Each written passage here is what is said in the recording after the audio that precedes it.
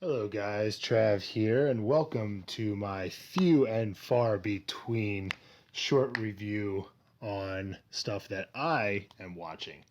You obviously know that Dave is on top of almost everything in terms of movies and TV shows, but sometimes I get around to some that he doesn't, and I get to do a bit of a spoiler-free, albeit probably not spoiler-free review of HBO's miniseries The Night Of. And let's get right into it. The Night Of is an 8-part miniseries on HBO that if you have, I'm not going to say if you have been living under a rock you don't know about, but I do know some people that don't catch on to HBO's off Game of Thrones season shows. It seems like HBO now has Game of Thrones and then everything that leads up to Game of Thrones. But in the meantime, they do sometimes give us some really good production. And their latest is The Night Of.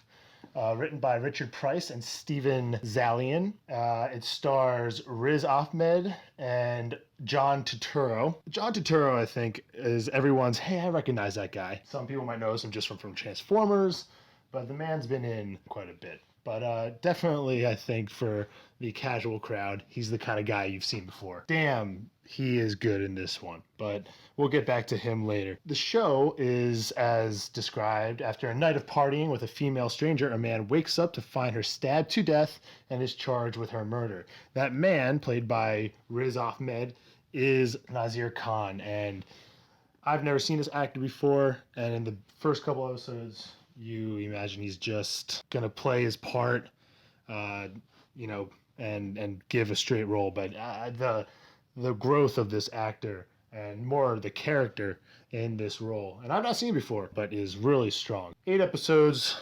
Everyone loved the first 2, heart pounding, what have you. I'm not gonna go through every episode or give you the synopsis of it. I'm gonna more give it my thoughts of what I think it was trying to do. And everyone reacts after the season finale of almost any show, and everyone's high expectations for most season finales are seldom met, except if you were watching last season of Game of Thrones, which arguably produced 2 of the best back-to-back episodes I have seen in a long time. But the last 2 episodes leading up to the season finale of The Night Of were my 2 favorite and heart-pounding to boot. I rarely get so trapped into high drama scenes, especially courtroom ones. I have an affinity for courtroom dramas, although I don't watch Law and Order or much of any of the CSIs. But when a good production like this comes around and it's about courtroom drama, I mean, all the better for me. But the courtroom is not the highlight of the show. The show is, I believe, trying to give an overview of maybe how broken our justice system and more of our society injustice is. The corruption of lawyers looking for the big case. There's lawyers that are trying to nibble at the meager cases that are just, as it is, a turnstile type of lawyer, which they go in, and which is what John Turturro plays. Picks up a case, 30 cases a day, gets the deal, and he goes into that in the very last episode. And the last episode is nice because you see where we started, obviously, given the case, because we need to retrace our steps to kind of give you an overview of how we got here, but also from each character's perspective. I mean, you see Nazir ends up being innocent. We see him return to the spot where a dramatic and important scene happens in the first episode, and he's completely changed. He's gone through the criminal system. He's been in jail. He's been transformed by that. And throughout the series, you see him kind of jump from this innocent kid into this kind of criminal. And you say, well, that's kind of a big jump. I don't know if he, as a character, is like that. But then as you grow, you say, well, this kid is highly impressionable, scared, and has been transformed through the jail system. And at the end of the series, you see the final product. And I think that's the bigger message of the series, is how it can change.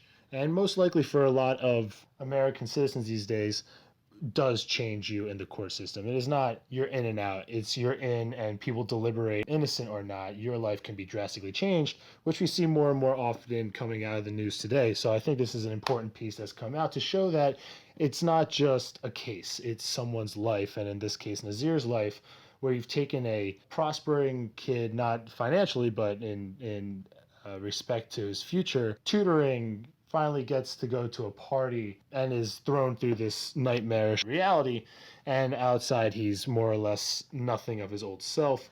And that's the sad part. I think that's the saddest part of the show, is that this Pakistani family in Queens who's just trying to make it by. It just shows how our criminal system can take one aspect of that family and completely unravel everything they've worked up to, in addition to unraveling young kids' lives and turning them into something that they wouldn't recognize. And that's actually related back into the last episode, where Totoro's character says, in 30 years, you're going to be looking at a person that you don't recognize. And it's 30 years fast forwarded, but Nazir is pretty much that guy now. You can see it by the tattoos and just the way he acts and his comfortable nature in jail. And that's what really hit home, is that it could be anyone. And I think that's what really breaks through for me about Riz Ahmed's portrayal of this character, is that he comes into jail as anyone's just one bad night, one bad day.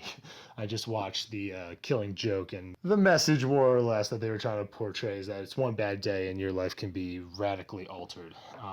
And with that perspective and what they're trying to say or get across about the fickle system that we call our justice, I think comes through. But, within that, there's some great drama, intense scenes, and it's no wonder that it's getting 95 and the high 90s in Rotten Tomatoes. It's got a 9.1 on IMDb. It's completely worth checking out. It's 8 episodes. The only problem I do have with how they ended is that it would appear that they are setting up for a second season. And I'm not going to tell you how they do it, but they seem to be leaving us with a cliffhanger, and I don't want that.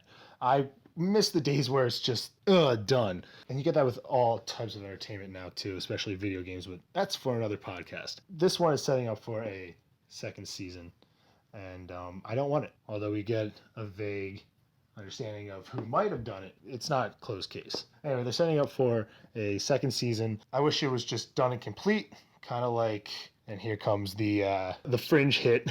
Dave, we gotta start just hitting Fringe a little bit more. Crank it in where we can. But in Fringe, Abrams completes his whole story, and it's satisfying because you know you're done. It's been a great story.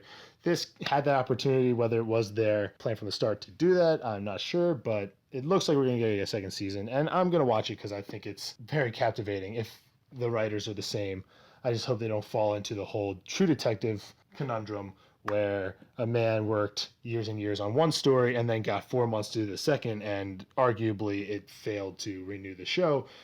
And if there's a third season, I don't know. Overall, I'd recommend this to anyone who's looking for something to watch. It would be great to get some conversation about how this does, do you agree with me? Do you agree that this is supposed to be a bigger message of how we view our inner city justice system? My buddies and I have been talking about it, and that's the conclusion that we've come to. It doesn't go out with a bang, per se, which everyone wants in their finales, but it does continue to leave a lasting impression. I'm excited to see where Riz goes. John Turturro's obviously going to get I won't say resurrection, but it's going to be looking pretty positive for him. He really gave some really complex scenes.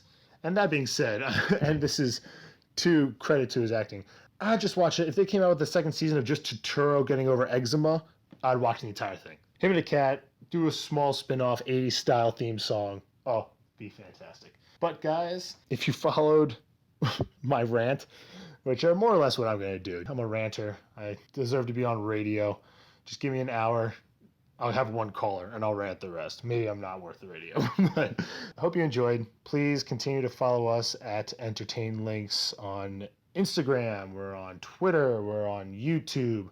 And of course, our webpage, www.entertainlynx, spelled LYNX.com, for all your entertainment news. All right, guys, signing off here. Hope you enjoyed it. Have a good one.